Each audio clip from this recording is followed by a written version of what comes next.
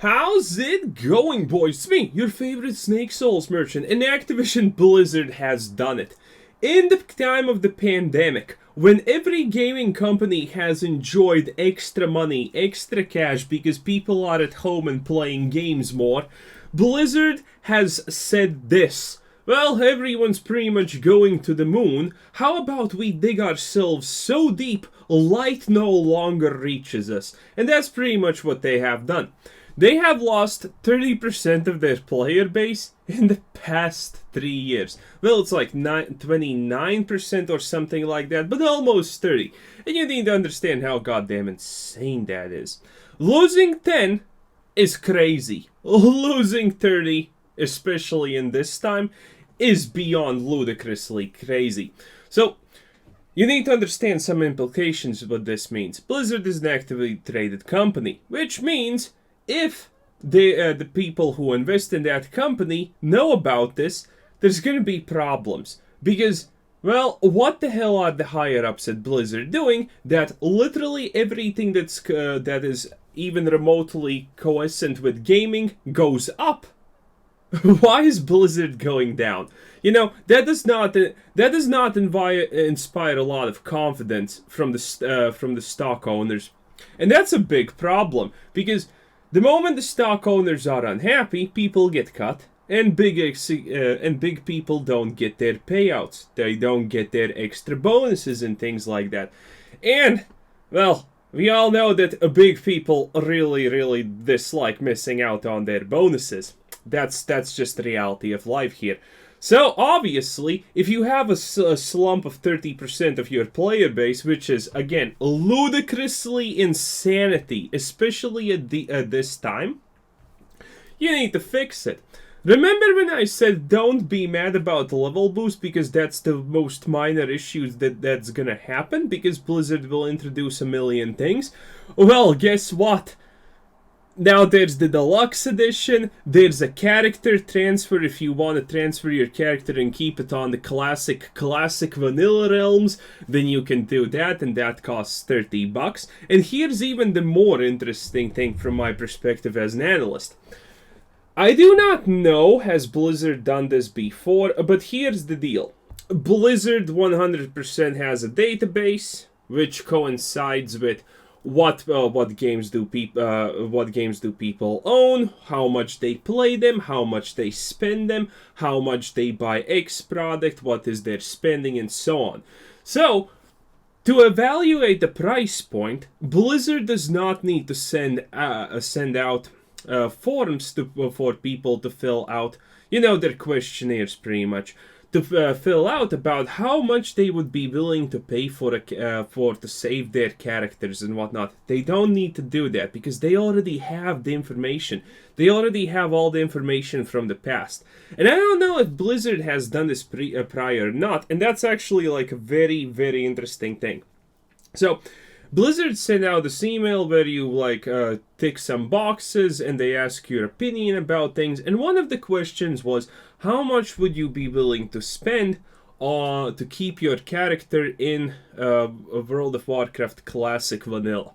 And, there were different price points, starting from $9.99 to like $39.99 or something like that.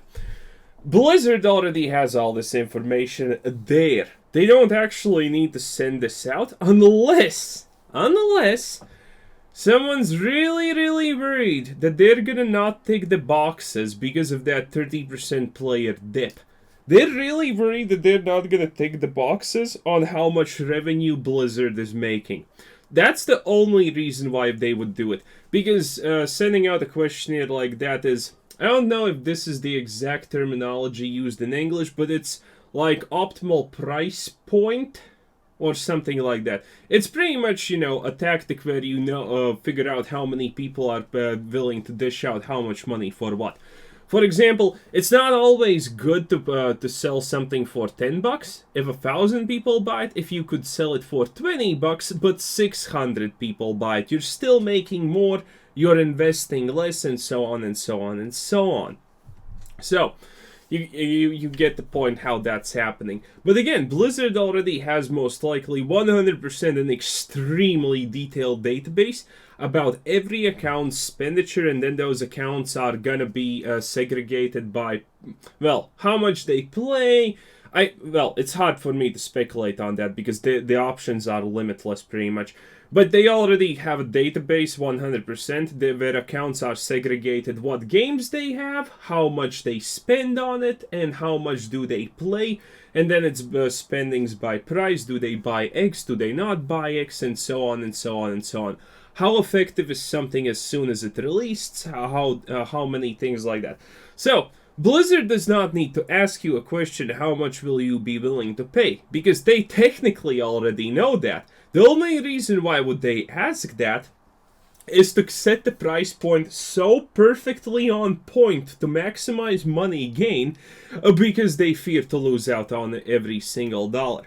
Now here's the brutal part of reality. Now this is going to be a reality check for a lot of people.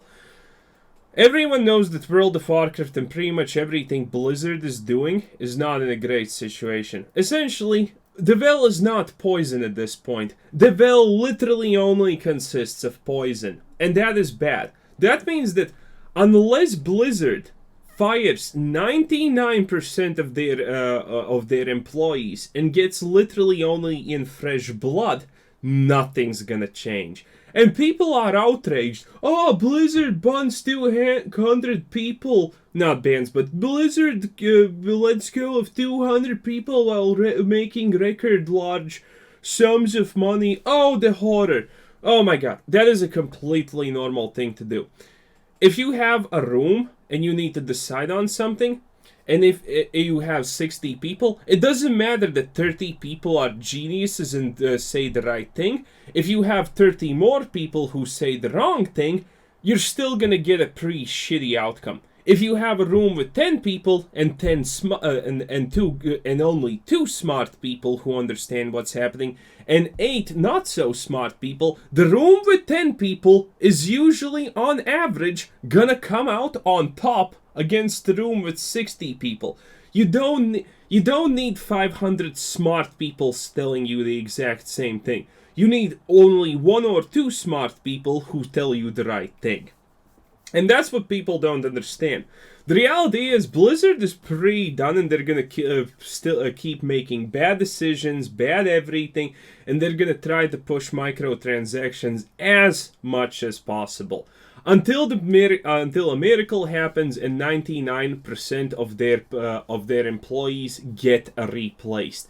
Because at this point, again, the well is not poisonous. The well is literal poison.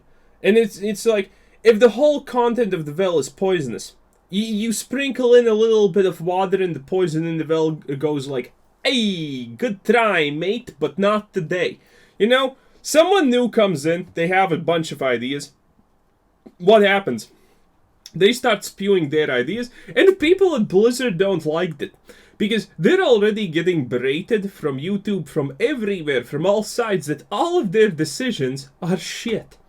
Then someone new comes in and starts telling them how to change things. But those people are already stagnant and they have no innovability. They only know how to do things the wrong way because that's all they have done for years upon years upon years.